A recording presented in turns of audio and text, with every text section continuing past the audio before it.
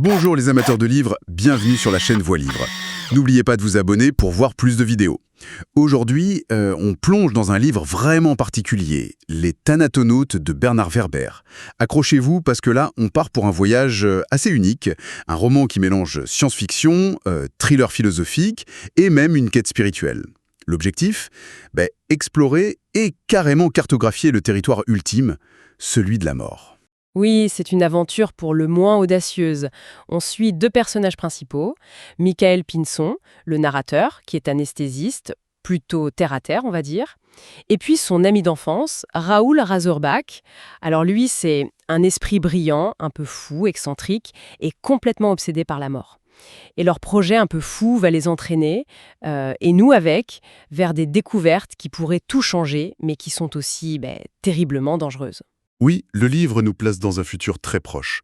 Une poignée d'explorateurs, ces fameux thanatonautes, vont utiliser la science, enfin ils vont essayer, pour lever le dernier tabou. On va explorer ensemble cette quête, ses conséquences vertigineuses, et puis les questions fondamentales qu'elle soulève sur la vie, la mort, et sur nous en fait. Allez, c'est parti pour cette exploration. Alors tout commence dans l'enfance de Michael. Il y a deux trucs qui le marquent vraiment. D'abord, la mort d'un voisin, Monsieur Dupont, ça le met face à la finitude, de manière assez brutale. Et puis, surtout, il a un accident et il vit lui-même une expérience de mort imminente, une NDE, comme on dit. Il voit quelque chose, une sensation, et ça lui laisse une question en tête. Mais qu'est-ce qu'il y a après? C'est le vide ou autre chose? Ah oui, cette double confrontation si jeune, c'est psychologiquement très fort, hein. Être face à ça si tôt, à cet inconnu total. On imagine bien le trouble, la curiosité, l'angoisse aussi sans doute. Chez Michael, ça semble vraiment lancer une quête de sens, un besoin de comprendre ou au moins d'explorer ce mystère. Et ça va le suivre toute sa vie d'adulte. Et c'est un peu après, dans un lieu assez symbolique, le cimetière du Père-Lachaise à Paris, qu'il rencontre Raoul Razorback. Raoul, c'est un personnage intelligent, pas du tout dans les clous, et déjà complètement habité par cette obsession de la mort. Ça vient en partie du suicide de son père, qui était prof de philo. Raoul y cherche à comprendre ce geste, peut-être même à trouver un message, qui sait. Oui, et leur rencontre, c'est un peu deux solitudes qui se trouvent, quoi. Ils partagent cette fascination que, la société regarde un peu de travers. Raoul comprend souvent pour un bizarre. Il trouve en Michael quelqu'un qui écoute sans juger tout de suite. Alors ils livrent ensemble SF, mythologie. Ils échafaudent des théories sur l'après-vie. C'est vraiment la naissance d'une amitié très forte basée sur ce secret partagé. Oui, et cette dynamique entre eux, elle est super intéressante. Michael, il apporte le côté rationnel, la prudence peut-être, alors que Raoul, c'est la vision, l'audace, qui frôle parfois un peu l'inconscience, faut dire. Absolument. C'est ce duo complémentaire presque, un couple intellectuel qui va permettre de penser l'impensable. Sans cette alchimie, sans cette tension entre le rêveur obsessionnel et l'ancrage plus scientifique de Michael, le projet Thanatonautes, il aurait sans doute jamais existé. C'est vraiment leur relation le moteur au départ. Les années filent, Michael devient anesthésiste, un métier où il côtoie la mort tous les jours finalement. Raoul, lui, chercheur au CNRS, mais son obsession est toujours là. L'idée d'explorer la mort scientifiquement, elle mûrit, mais ça semble impossible. Jusqu'à ce qu'il se passe un truc énorme. Le président français Jean-Luc Linder survit à un attentat et fait lui aussi une grosse NDE. Ah oui, et ça change tout. Lui, Sender est profondément marqué, évidemment, et il donne le feu vert en secret, avec des moyens importants, pour chercher à comprendre ce qu'il a vu. C'est l'occasion rêvée, pour Raoul, bien sûr. Exactement. Du coup, Raoul monte un projet top secret, quasi clandestin, dans les sous-sols d'une prison à Fleury-Mérogis. L'idée est radicale. Proposer à des condamnés à perpétuité, volontaires, de subir des comas hyper profonds, chimiquement, pour devenir des explorateurs de l'au-delà, en échange d'une possible remise de peine. Les Christophe Colomb de la mort, quoi. Raoul les appelle les thanatonautes. Et pour gérer le côté médical, l'anesthésie de pointe qui l'appelle, Michael, son ami. Et là, on entre dans une zone éthique très, très compliquée. Utiliser des prisonniers, même volontaires, comme cobayes pour un truc aussi dangereux. Est-ce que la fin, la connaissance, justifie les moyens? Jusqu'où la science peut aller? C'est une question centrale, hein. Michael, il est en plein dilemme. La loyauté envers Raoul, l'excitation de la découverte, Et de l'autre côté, son serment d'Hippocrate, la responsabilité énorme face à ses vies. On se demande comment on réagirait, pris entre l'amitié et la conscience pro. C'est une tension palpable dans le livre. Alors, au début, c'est la catastrophe. Le tout premier volontaire, un certain Marcelin, il ne se réveille pas. Mort.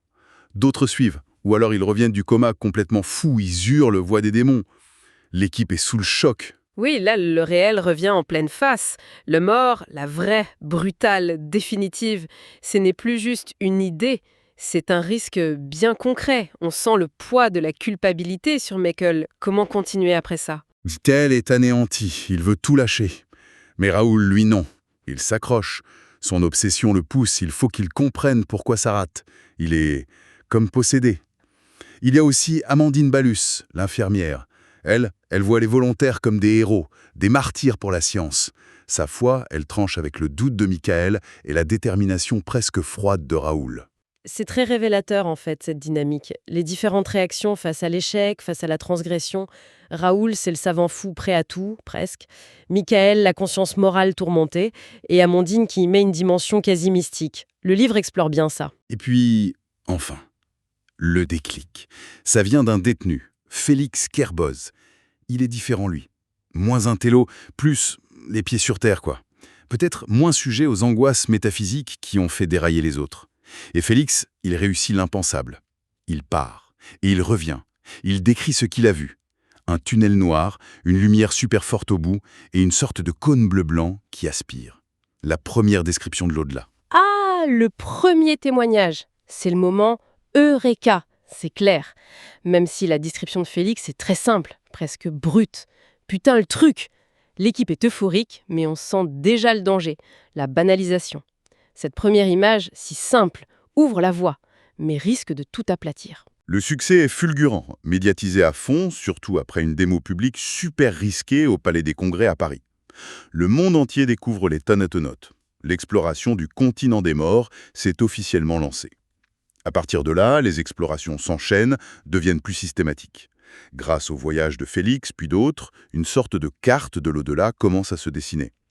L'équipe identifie 7 zones, 7 molches, comme ils disent, chacune avec une couleur dominante et une sorte d'épreuve, psychologique ou spirituelle. C'est une idée forte, ça, cette structure de la vie en étapes. On pourrait voir une sorte de purgatoire version science-fiction ou une métaphore des étapes de l'introspection. Exactement. Il y a d'abord Mach 1, le bleu, le fameux tunnel. Puis Mach 2, le noir. Là, l'âme revoit son passé, ses souvenirs sombres, ses traumatismes. D'ailleurs, un thanatonaute, Jean Bresson, en revient très perturbé. Ensuite, Mach 3, le rouge, décrit comme la zone des désirs cachés, des fantasmes les plus secrets, parfois les moins avouables. On voit bien le cheminement psychologique. Après le passage, la confrontation à soi, à son histoire, le noir, puis à ses pulsions, le rouge. C'est une sorte de mise à nu. Puis vient Mach 4, l'orange, une zone d'attente, d'apprentissage de la patience, où on peut croiser d'autres âmes. Mach 5, le jaune, le lieu de la connaissance absolue, où tous les mystères seraient résolus. Mach 6, le vert, territoire de la beauté absolue, mais une beauté si intense qu'elle peut dissoudre l'ego, faire perdre conscience de soi. Et enfin, Mach 7, le blanc, le sommet, la destination, une montagne de lumière où aurait lieu le jugement dernier, avec des anges apparemment. Ce parcours en 7 étapes est très symbolique. Le voyage après la mort devient un examen de conscience forcée, une traversée des facettes de l'être, mémoire, désir, savoir, beauté, avant le verdict. Ce n'est plus juste géographique, c'est initiatique. Chaque zone pose une question à l'âme. Mais bon, cette exploration purement technique, avec les comas, elle montre vite ses limites. Félix Kerboz lui-même finit par mourir en essayant de retourner au Mocha. Ça devient clair que la méthode chimique, médicale, elle suffit pas, elle est trop risquée ou incomplète. Oui, la science matérialiste, elle bute un peu sur la complexité de la conscience, de l'âme, disons. Il faut trouver autre chose. Et cette autre chose, ça va venir de traditions plus spirituelles. Une Italienne, Stefania Ciccelli, réussit à passer la zone noire, le Mach 2, en utilisant des techniques de méditation tibétaine. Ça lui permet d'affronter son passé. Voilà. On y est. Le dialogue forcé entre la technologie et la spiritualité ancienne. Et encore plus fort, un groupe mené par un rabbin de Strasbourg, Freddy Mayer. Ils utilisent la Kabbale juive, mais surtout, ils inventent une technique collective. Ils apprennent à tresser leurs cordons ectoplasmiques, ces liens qui relient l'âme au corps, d'après le livre, pour se renforcer mutuellement. Et grâce à ça, à cette solidarité spirituelle, ils arrivent à passer Moche 3, 4, 5 et même à atteindre le Moche 6, la zone verte. Cette histoire de tressage, c'est puissant comme image. La force du collectif, du partage spirituel face à l'inconnu. Le livre suggère que l'exploration de ces niveaux, ce n'est pas forcément un truc solitaire. Le soutien mutuel devient clé. Ça pose des questions sur la conscience, individuelle ou interconnectée. Et puis, le drame personnel frappe Michael. Sa femme, Rose, une astrophysicienne qui avait rejoint l'équipe, est très gravement blessée dans un attentat contre les thanatonautes. Elle est mourante. Alors Michael, poussé par le désespoir, l'amour, il décide de faire le voyage lui-même. Plus comme médecin, mais comme explorateur. Pour essayer de la rejoindre, de la sauver peut-être ou au moins l'accompagner. Oui, là, il bascule complètement. L'anesthésiste prudent, plein de doutes éthiques, devient lui-même un navigateur de l'au-delà. Il n'est plus seulement témoin. Il vit alors la décorporation, cette sensation de voler en ectoplasme. Il affronte ses propres démons, une figure de ses cauchemars d'enfant, la femme au masque de squelette, qui représente sans doute sa peur de la mort. Il traverse les zones, revit des souvenirs, affronte ses peurs. Et il arrive finalement à la zone blanche, le Moksha Illis. C'est plus juste scientifique, là, c'est une initiation accélérée. Il doit gérer les dangers de l'exploration, mais aussi ses propres angoisses. L'expérience le transforme profondément. Et alors là, dans cette zone blanche, Michael et Freddy Mayer, qui la rejoint avec sa technique, ils assistent à une scène incroyable, hein? Le jugement d'une âme. Ils voient comment ça se passe pour un certain Donéu. 3 êtres, entités lumineuses, des archanges, qui font le bilan de sa vie. Une comptabilité, oui, littéralement. C'est un des points les plus déroutants et discutés du livre. Un système de points. Hein. Les bonnes actions donnent des points plus, les mauvaises des points moins. Il faut avoir un solde de plus 600 points pour être un esprit pur et sortir du cycle des réincarnations. Sinon, on se réincarne. Et le détail troublant, c'est que l'âme choisit sa prochaine vie, parent, handicap éventuel, selon son score karmique, pour apprendre ce qu'elle doit apprendre. Cette vision d'une justice cosmique, presque mathématique, c'est pour le moins déconcertant. Ça peut sembler réducteur, froid même, réduire une vie à un solde de points. Mais d'un autre côté, ça pose de manière radicale la question de la responsabilité de nos actes. Face à un tel bilan chiffré, comment on évaluerait sa propre vie? Est-ce que ça pousse à être meilleur ou à calculer?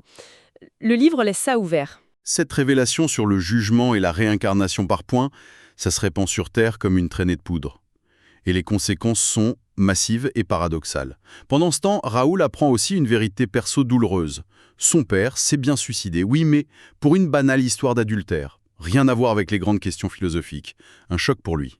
Sur le plan collectif, cette connaissance du jugement, ça provoque d'abord une vague de bonté un peu artificielle.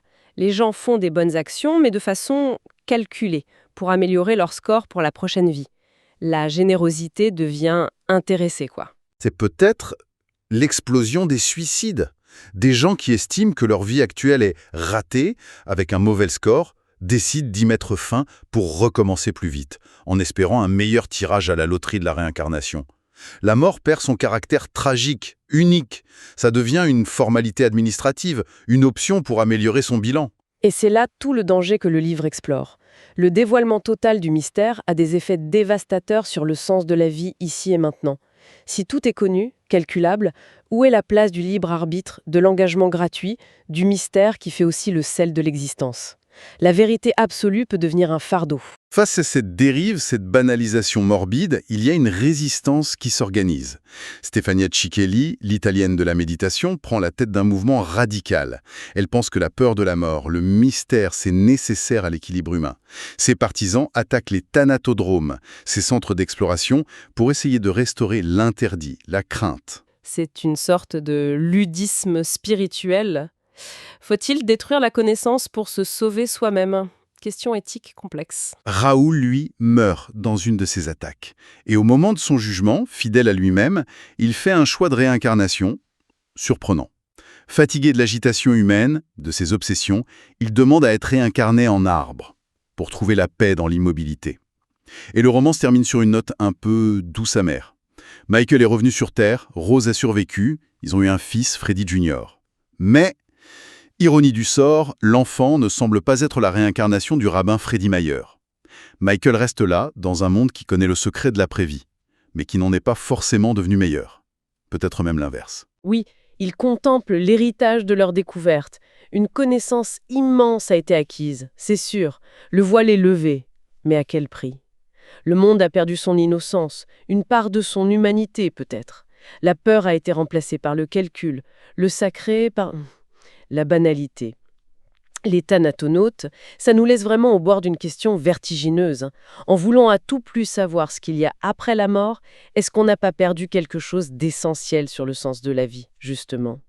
Savoir ce qui nous attend, est-ce que c'est vraiment une libération ou est-ce que ça dévalue l'ici et maintenant, l'incertitude, le risque, qui font aussi la richesse de notre passage sur Terre? C'est une lecture qui pousse à réfléchir à notre rapport à la mort, bien sûr, mais aussi aux limites de la science, à la place du spirituel dans un monde technologique, et puis aux conséquences parfois imprévisibles de nos quêtes les plus folles.